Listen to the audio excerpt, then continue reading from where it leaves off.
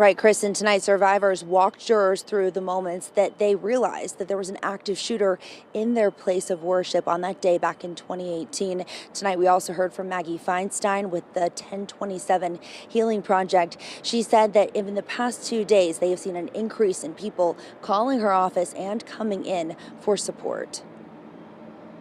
One of the things about this trial is the scope of it. The number of victims, the number of people who've been impacted is so large.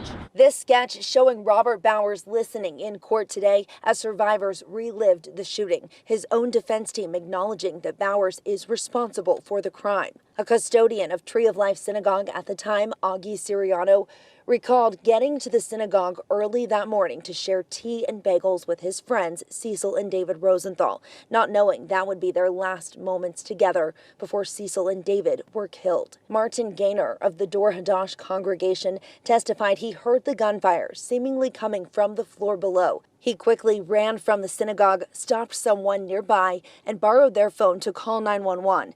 His panicked 911 call played in court.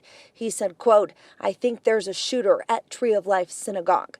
Daniel Legger, a nurse who survived being shot, recalled running toward this sound of gunfire in hopes of helping people when he says Bowers shot him in the abdomen. Two survivors described hiding in a closet with Melvin Wax. Carol Black says Wax thought the shooting was over and peeked out from their hiding spot only to be shot and fall at her feet.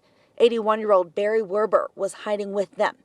During his testimony, he recalls being on the phone with 911 as Bowers passed near him, carrying an automatic weapon. The director of the 1027 Healing Partnership, Maggie Feinstein, says support is ready and available to survivors and people testifying throughout this trial. To my relief, I'm hearing a lot of people who are concerned about the victims and the families and the people who are responsible for the testifying.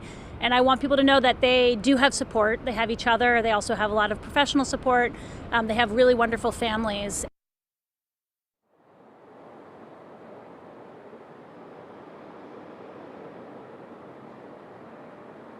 And just as the photo evidence that was released in court yesterday was shared publicly today, we can expect today's exhibits to be released publicly tomorrow, and we'll bring that to you when we have it. Reporting live downtown at the federal courthouse, Kaylee Gunderson, Pittsburgh's Action News 4.